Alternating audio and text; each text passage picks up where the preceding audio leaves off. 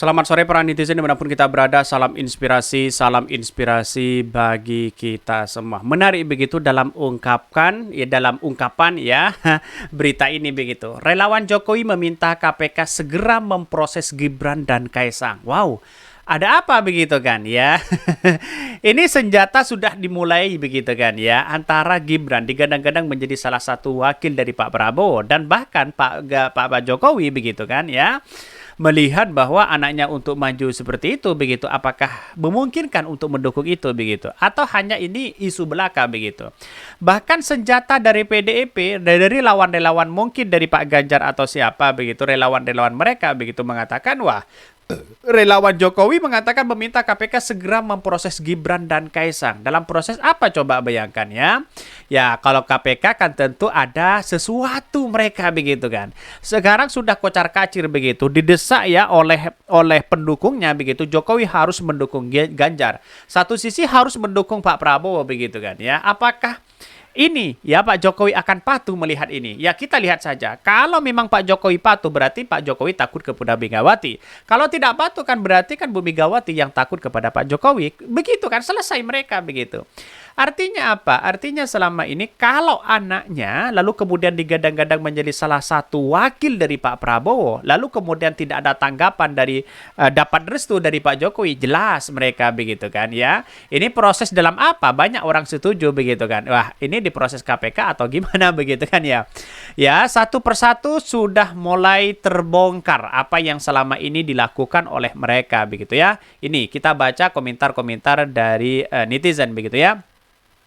Relawan Jokowi meminta KPK segera memproses Gibran dan Kaisang. Nampaknya merah makin membara ya. Cuma ya lip service doang begitu.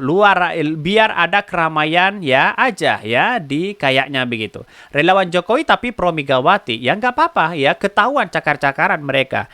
Nggak bakal dianggap loh pada ya begok-begok beneran ya. Apa pura-pura begok yang relawan ya ini begitu. Udah tahu si Jokowi lagi berkuasa, di samping itu lagi banyak duit katanya ya. Ya semuanya kalau memang ini salah, ada tindak pidana korupsi misalnya, ada alat bukti, siapapun bisa begitu. Jangan lagi hukum itu adalah tumpul ke atas ya tajam ke bawah begitu. Jadi artinya apa? Artinya selama ini kalau memang ada, apakah keberlanjutan ini yang dulu dilaporkan begitu terkait dengan Kaisang Gibran di situ, apakah benar-benar dilapor, apakah benar-benar ditindak? Saya kira tidak mungkin begitu. Karena Pak Jokowi lagi berkuasa di situ katanya ya. Kalau sudah berkuasa, tidak mungkinlah orang-orang itu ya akan melaporkan. Walaupun dilaporkan tidak begitu ditanggapi oleh mereka begitu. Tapi ini menarik begitu. Kalau memang dia benar gimana begitu ini. Kayaknya KPK tidak akan mungkin lakukan ya. Dari dulu masih dipelajari melulu. Ya alibinya KPK kan sudah tahu. Para pejabat-pejabat itu kan sudah tahu begini. Didalami, dipelajari begitu kan ya, dilihat dulu begitu kan ya, nanti kita sampaikan ya. Terus kemudian banyak ini sering terjadi dan dilakukan oleh Bawaslu begitu kan ya, didalami, dipelajari ya, lalu kemudian ya kita carikan itu begitu faktanya. Itu banyak ya alibi-alibi luar biasa begitu. Pada ujung-ujungnya sudah tahu mereka begitu ya, tidak ditindak. Kira-kira kan seperti itu. Ini banyak sekali pro dan kontra begitu. Jangan ikut-ikut konflik rumah tangga orang katanya. Nggak ikutan, cuma mengabarkan saja. Ini kritikan-kritikan dari netizen begitu. Kita ya siram pakai air atau apa katanya. Nah, loh gimana ini katanya? Kalau masuk penjara ya gagal dong untuk menjadi cawapres katanya ya. Komentar-komentar dari netizen ya. Jadi saya begini. Selama ini kan yang dilaporkan itu kan ke KPK ya, itu kan belum cukup alat bukti katanya begitu ya. Sebenarnya sih kalau kita telusuri lebih dalam, dikaji, terus kemudian didalami, bisa saja ada sesuatu kemungkinan terjanggal di situ begitu kan ya. Maka orang-orang ya wajar kalau relawan Pak Jokowi lalu kemudian meminta KPK segera memproses Gibran dan Kaisang. Apakah benar? Tidak setolol itu Pak Jokowi begitu kan. Dalam artian apa? Dalam artian itu anaknya begitu kan ya. Tidak mungkin toh pada akhirnya alat buktinya gimana begitu kan ya. Walaupun desakan-desakan relawan-relawan Pak Jokowi sendiri, tidak mungkinlah secara kalkulasi politik Pak Jokowi bertindak terhadap anaknya sendiri begitu. Kan begitu logikanya begitu ya. Bahkan Komisi Pemberantasan Korupsi KPK untuk segera memproses hukum terhadap dua putra Presiden Joko Widodo, ya Gibran Raka Buming Raka ya dan Kaisang Pangarep. Kedua anak orang nomor satu di Indonesia itu dilaporkan ke KPK oleh dosen UNJ begitu kan ya. Ubaidillah Badrun dalam diduga terlibat tindak pidana pencucian uang TPPU berkaitan dengan ya dugaan KKN relasi bisnis anak presiden dengan grup bisnis yang diduga terlibat pembakaran hutan. Bahkan ya, saya berharap aparat penegak hukum khususnya KPK memproses ini secara sejujur-jujurnya, sebersih-bersihnya. Walaupun kita ragu terhadap KPK, kata Ketua Umum Badan Relawan Nusantara BRN ya Edia Girsang ya dalam konferensi pers ya. Bahkan ya dia menunjukkan bahwa wah ini gimana caranya begitu kan. Padahal katanya begitu ya. Ini harus diproses secara hukum katanya begitu. Ini banyak sekali pro dan kontra begitu melihat hal-hal seperti ini begitu kan ya. Walaupun ragu KPK bagaimana? Ini kan anaknya presiden. Bagaimana untuk mengawal ini katanya begitu ya. Apakah ada sesuatu di situ begitu ya? Ini seharusnya menurut saya pribadi ya ditelusuri dulu begitu kan. Kita tidak berhenti dalam pertemuan atau jumpa pers kali ini. Jutaan warga dalam aksi 98 mengingatkan pemerintahan yang bersih keadilan bagi bangsa bukan untuk oligarki, pengusaha, anak cucu saja ya.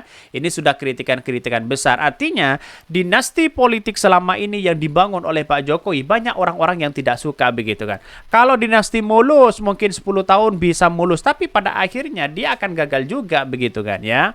Maka kemudian banyak spekulasi yang muncul hari ini bagaimana narasi-narasi itu dibangun. Terus kemudian ya yang digadang-gadang itu apakah masih tes ombak Pak Jokowi begitu ya. Yang katanya Gibran menjadi ingin wakil dari Pak Prabowo digadang-gadang seperti itu begitu kan. Saya kira dari PDP tidak ada komentar-komentar seperti itu masih bungkam mereka begitu. Artinya kalau memang benar kita tunggu besok apakah nanti putusannya itu benar-benar ya diputuskan atau tidak begitu. Tapi jelas kalau memang dia diputuskan jelas bahwa Gibran akan digadang menjadi salah satu wakil dari ya Pak Prabowo. Kita tunggu saja mereka begitu ya. Bahkan kita tahu kita dulu mengkritik anak Soeharto menjadi pengusaha boleh ya, candaan ya. Saya ada dua anak yang dituduh Kang Ubed. Yang satu bilang sampean Anda sudah wali kota. Saya bisnis ya. Saya yang bisnis karena bukan pejabat negara katanya ya.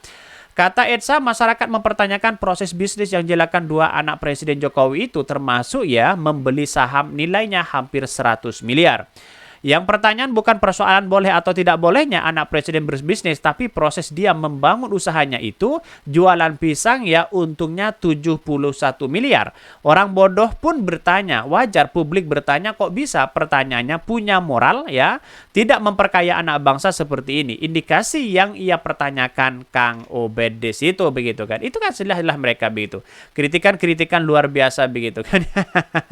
Ini aktivis 98 angkat bicara begitu kan ya soal ya bongkar rezim Jokowi. Bahkan kita lihat saja bahwa narasi-narasi sekarang itu kan banyak sekali yang kemudian mempelintirkan sana sini begitu. Tapi menurut saya pribadi begitu, kalau memang ada laporan di situ begitu kan, dulu kan pernah dilapori, tapi kan pada akhirnya ujung-ujungnya tidak terbukti mereka begitu. Artinya kan masih lemah begitu kan ya.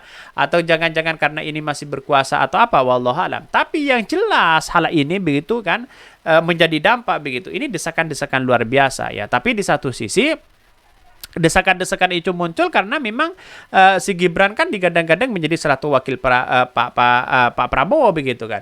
Bagaimana jadinya orang yang sudah mengkritik seperti Denny Siregar, seperti yang lain begitu kan, tahu-taunya Gibran gagal untuk menjadi cawapres misalnya, ya masih taat kepada PDIP, ya pada akhirnya orang berspekulasi ya, akan terjadi sesuatu ya menurut saya pribadi nalar-nalar itu terlalu jauh mereka begitu kan. Bisa saja seperti itu begitu. Oke, mungkin itu yang kami sampaikan. Tonton terus channel dari Podcast Rakyat ini, kan ada berita-berita menarik dan viral setiap harinya. Salam para netizen, salam inspirasi bagi kita semua.